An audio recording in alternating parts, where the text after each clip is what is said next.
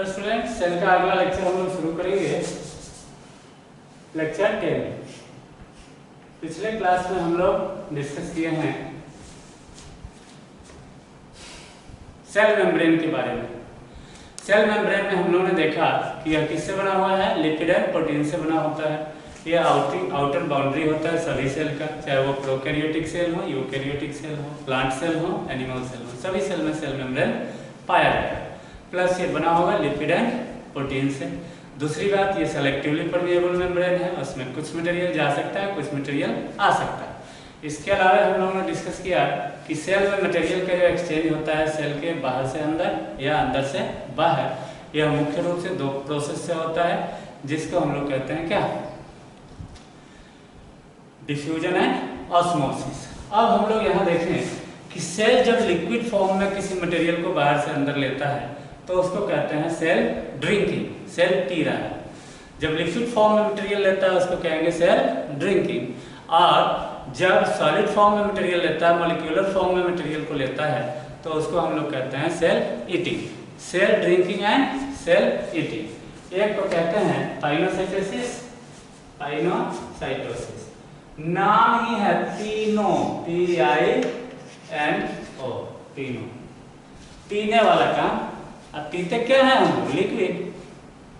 हम लोग पीते क्या है, लिक्विड पीते हैं, तो नाम है पीनो, पढ़ते हैं इसको पाइनोसाइटोसिस, साइटोसिस, पाइनोसाइटोसिस। तो नाम है यहाँ पीनो, यानी पीने वाला मटेरियल यानी liquid. Pinocytosis means cell drinking, इसको कहेंगे सेल ड्रिंकिंग, यानी सेल पीता है, cell drinking.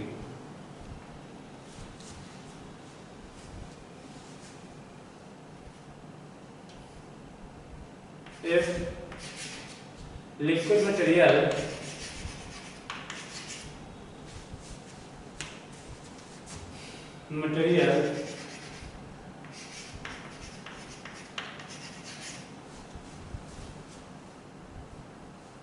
passes from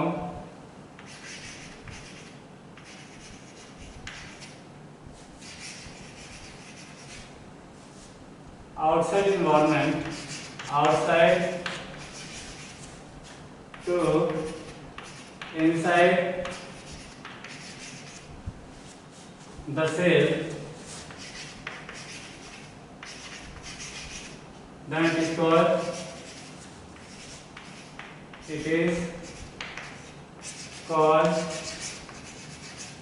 pinocytosis.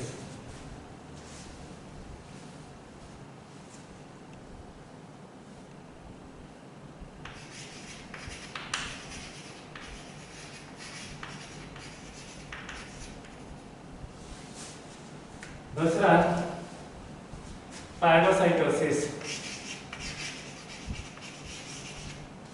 ये सब किससे होगा, पिनोसाइटोसिस भी सेल मेम्ब्रेन से ही होगा। जब सेल के अंदर जाना है तो बिना सेल मेम्ब्रेन से हुए कोई भी मटेरियल जा नहीं सकता है, कोई भी मटेरियल निकल नहीं सकता है। दूसरा है फाइब्रोसाइटोसिस, यानी cell eating, cell drinking, cell eating, cell eating.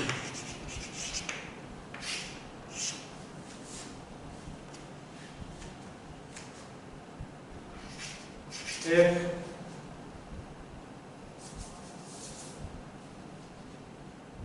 materials or bulk material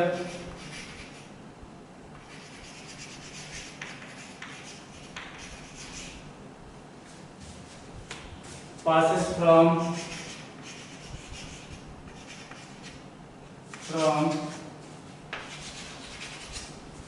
the cell membrane,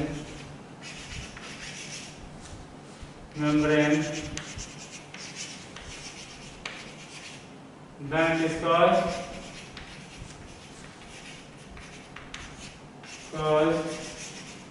phagocytosis.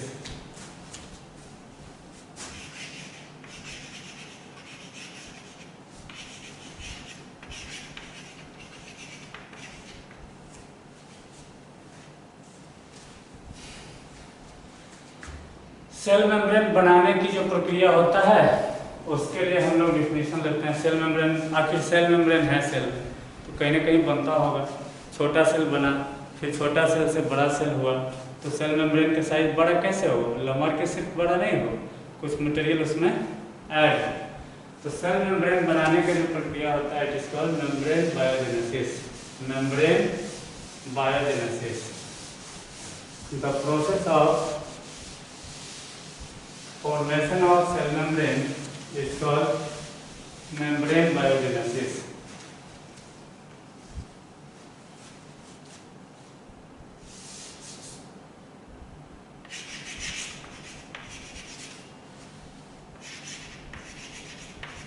Membrane biogenesis, biogenesis, the process by which cell membrane is called,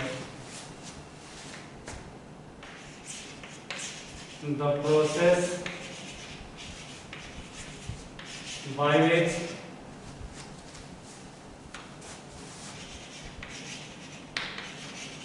cell membrane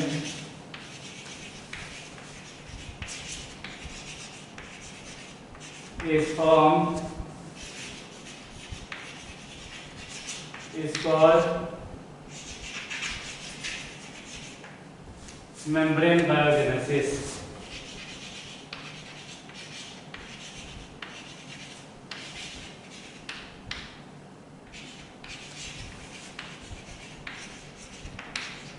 ये scientific term है membrane biogenesis. Membrane बनने की जो प्रक्रिया होती है उसको कहते हैं। दूसरा प्रक्रिया है जब सेल कुछ ले रहा होता है अपने अंदर, सेल जब कुछ ले रहा होता है उसके अंदर, आप ध्यान से देखिए कि एक चना या मटर या मूंग किसी चीज़ को फुलाते हैं घर में, पानी में डाल दीजिए वो अपने आप फूल जाता है। कैसे फूल गया? चीनी को रखें गिलास में तो चीनी पूरे पानी में घुल गया। तो चना को भी जब हम रखेंगे पानी में तो पूरे में चना हो जाना चाहिए, मिल जाना चाहिए, घुल जाना चाहिए, लेकिन घुलता नहीं है, उल्टा होता है। यहाँ बाहर से पानी घुस गया चना के अंदर और चना फूल के हो गया बड़ा। किशमिश है, किशमिश को दूध में डाल दीजिए या पानी में डाल दीजिए, तो आज डालिएगा तो सूखा हुआ किशमिश होगा, चौकटा होगा, और जब पानी या दूध में डाल दिए तो कुछ समय के बाद वह फूल के पूरा अंगूर के समान हो जाता है, कड़ा कड़ा। ये कैसे हुआ? यानी बाहर से दूध या पानी अंगूर के अंदर घुस गया। ये प्रक्रिया हो गया आपको क्या? ऑस्मोसिस। यानी कि चना का फूलना, मूंग का फूलना, मटर का फूलना, किशमिश का फूलना, छुहारे का फूलना, जब किसी लिक्विड में उसको डालते हैं तो वो फूल जाते हैं। फूल गया यानी बाहर से मटेरियल उसके अंदर, बाहर का मटेरियल उसके अंदर घुस गया। यह अंदर जो घुसा है किस प्रक्रिया से होगा? ऑस्मोसिस के द्वारा। इसमें भी मेम्ब्रेन है और मेम्ब्रेन से होकर के बाहर का मटेरियल अंदर गया, तब जाकर वो फूल गया। ये ऑस्मोसिस। चीनी जो घुल गया वो हो गया डिफ्यूजन। ग्लास में चीनी रखा हुआ है, पानी में अपने आप घूम गया, वो पूरे में घूम गया, घुल गया और पूरे पानी को मीठा बना दिया। ये हो गया डिफ्यूजन। लेकिन चना को जब पानी में डाल रहे हैं वो फूल रहा है, वो क्या हो गया? ऑस्मोसिस। यह मेम्ब्रेन बायोजेनेसिस। ये मेम्ब्रेन बहुत ही इंपॉर्टेंट चीज़ है। बिना मेम्ब्रेन के लाइफ का सर्वाइवल संभव नहीं है। जितने भी सेल हैं या सेल ऑर्गेनल्स हैं, ऑल आर मेम्ब्रेन बाउंड। तो मेम्ब्रेन का इतना इम्पोर्टेंस है कि बिना मेम्ब्रेन के लाइफ का सर्वाइवल संभव नहीं है। ठीक है, तो इसलिए इसके बारे में मैं बता रहा हूँ, इसको ध्यान से देखेंगे। तो the process by which cell membrane is formed is called membrane biogenesis. एक और प्रक्रिया होता है जिसको कहते हैं प्लाज्मोलाइसिस। प्लाज्मोलाइसिस इसके बारे में छोड़ दीजिए, इसकी चर्चा नहीं करता हम। मेम्ब्रेन के बाद, प्लाज्मा मेम्ब्रेन के बाद हम लोग देखेंगे protoplasm. Protoplasm, what is protoplasm?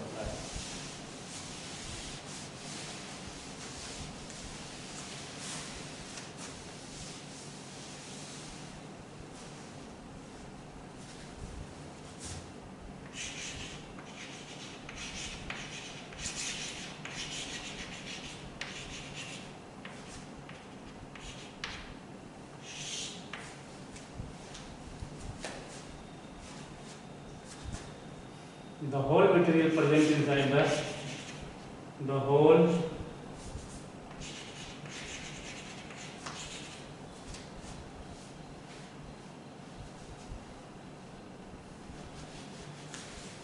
or the complete material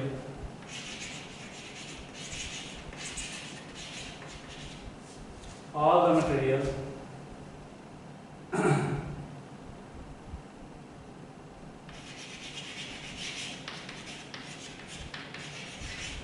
present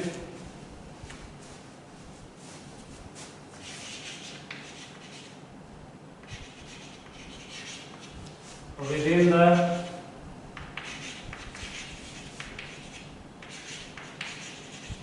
plasma membrane of cell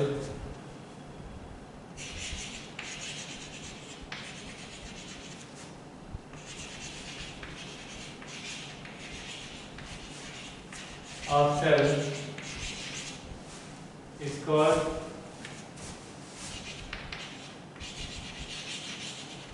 protoplasm.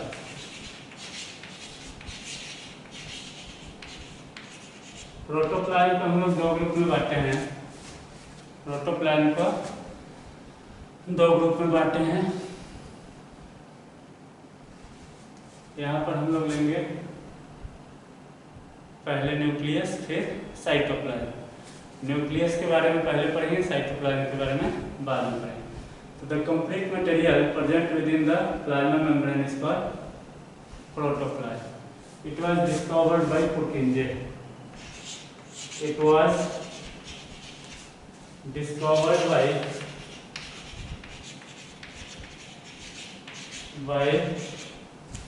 Purkinje.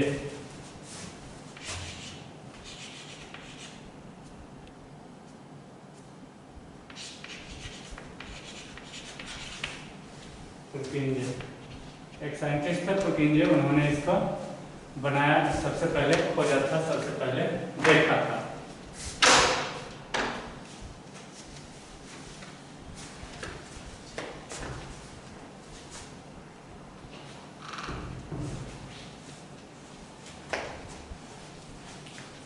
पुरकिंजे ने सबसे पहले प्रोटोप्लाज्म को देखा था 1839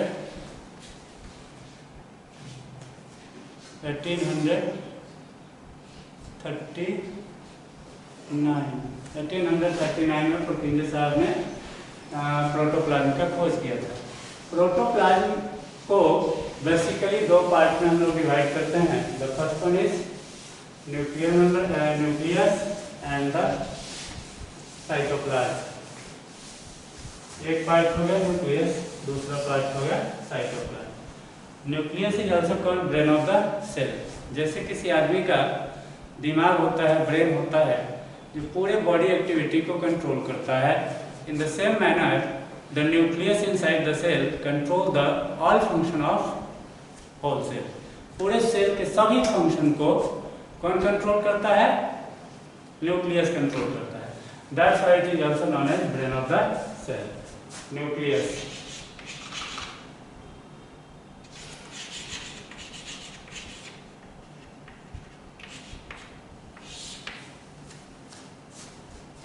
It is a spherical mass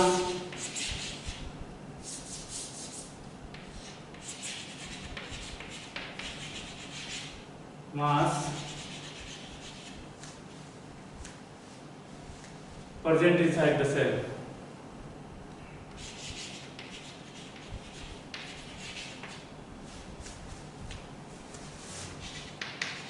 Inside the cell. It controls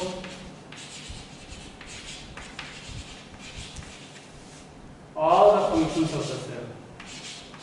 All the functions of the cell.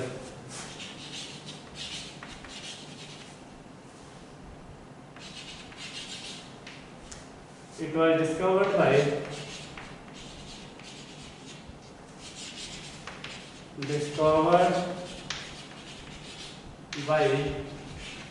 Robert Brown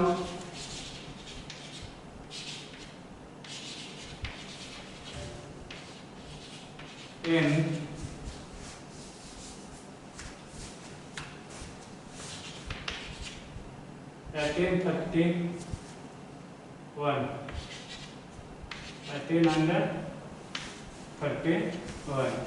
nucleus का खोज Robert brown साहब ने 1831 ईस्वी में किया था। न्यूक्लियस के अंदर और भी सारे पार्ट होते हैं, कंपोनेंट्स होते हैं, जिसके बारे में हम लोग डिस्कस किए हैं। जब बड़ा स्ट्रक्चर देखेंगे न्यूक्लियस का तो इस तरह का होगा, लेकिन इस तरह का भी नहीं होगा, इसको ध्यान से देखिए।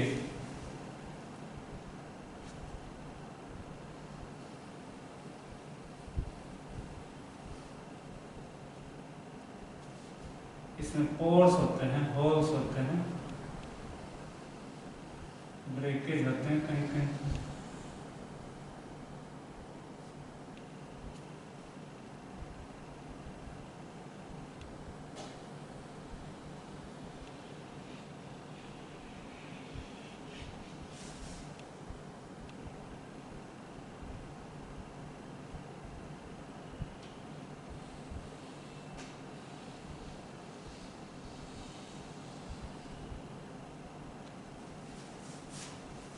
ये जो होल्स आपको दिखाई दे रहे हैं, इससे मटेरियल का एक्सचेंज होता है न्यूक्लियस के बाहर, न्यूक्लियस ऑफ द सेल।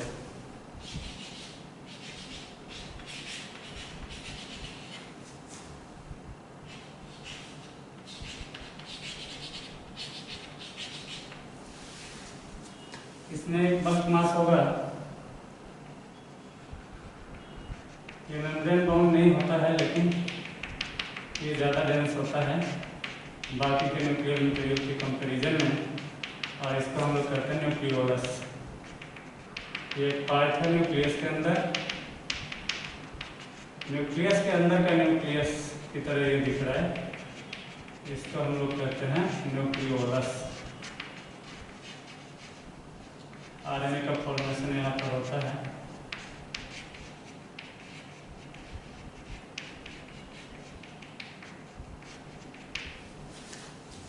ये होगा न्यूक्लियोलस।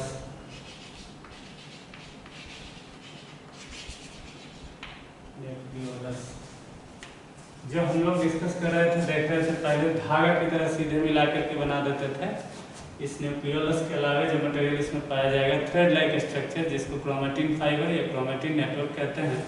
अब देखिए, इसको हम बना रहे हैं सिस्टमेटिकली। अगर देखा जाए तो ये इस तरह से होगा, एक पॉइंट है,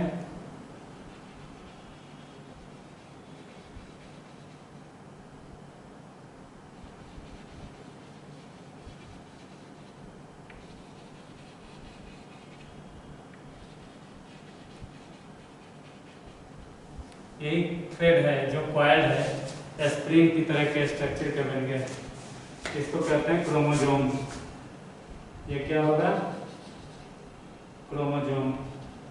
the coiled thread like structure, दो एक साथ रहेगा,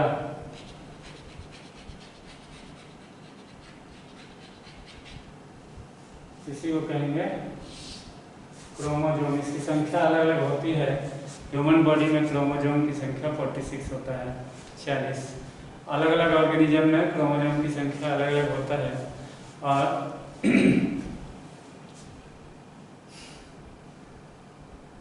कई ऐसे 2000 से भी ज़्यादा क्रोमोसोम की संख्या वाले ऑर्गेनिज्म हैं, लिविंग थिंग्स हैं, चाहे वो प्लांट हो या एनिमल हो। कुछ में सिर्फ और सिर्फ एक क्रोमोसोम भी हो सकता है।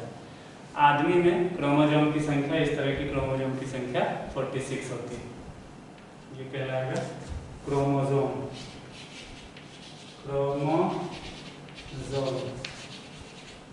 और क्रोमेटिन फाइबर और क्रोमेटिन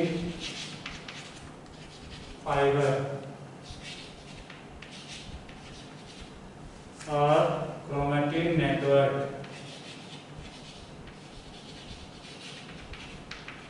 क्रोमेटिन नेटवर्क, ये तीनों एक ही का नाम है। ये एक या दो नहीं होंगे, ये पेयर में पाए जाते हैं, खास करके जब भी ये क्रोमोसोम पाए जाएंगे पेयर में, जैसे एक ये हो गया तो ये दूसरा क्रोमोसोम, एक पेयर के दोनों क्रोमोसोम लगभग समान होते हैं।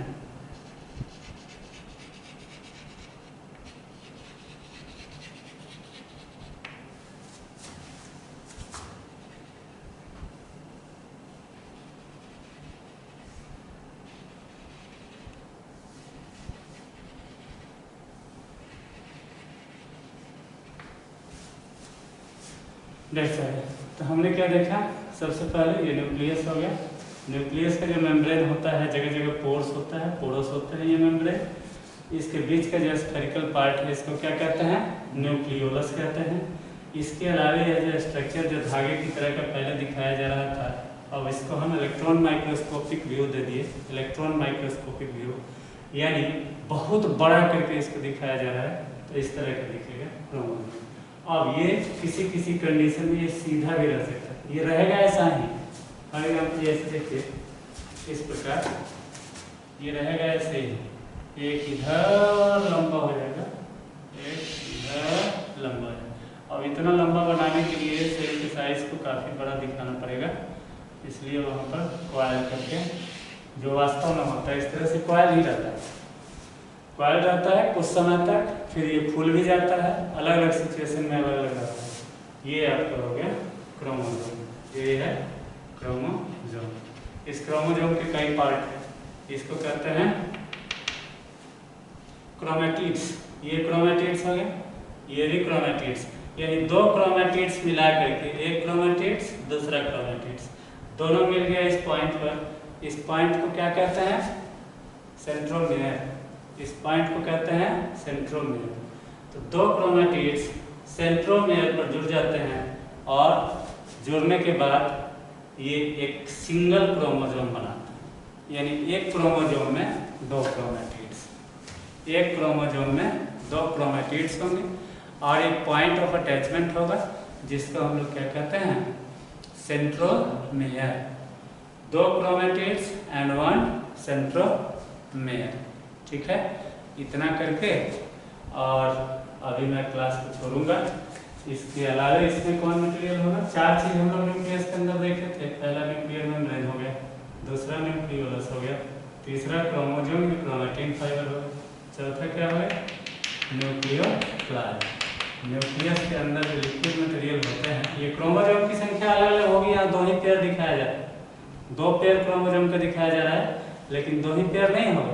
ये कितने अलग अलग, ह्यूमन बीइंग में 23 पेयर यानी 46, 23 पेयर यानी 46, जबकि अलग अलग ऑर्गेनिज्म में अलग, किसी में 4 पेयर हो सकते हैं, किसी में 10 पेयर हो सकते हैं, किसी में 5 पेयर हो सकते हैं। हाईएस्ट पाया गया है जो है 2243, 2243 गेहूं की एक प्रजाति है, जीएम फूड यानी GM wheat, genetically modified wheat, उसमें 2243 क्रोमोसोम होते हैं, ये हाईएस्ट है।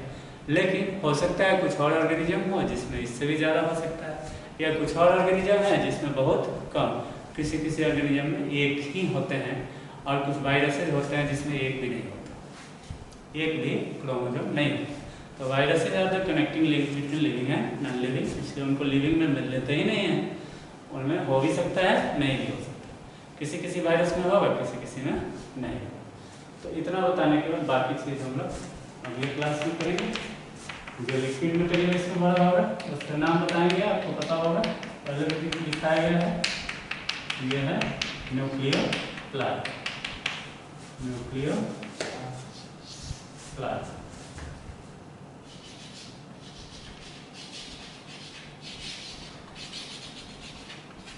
न्यूक्लियोप्लास्ट, और ये nuclear membrane.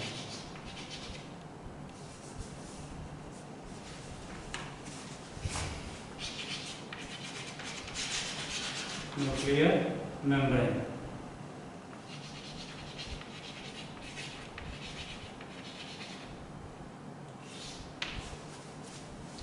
Okay, thank you.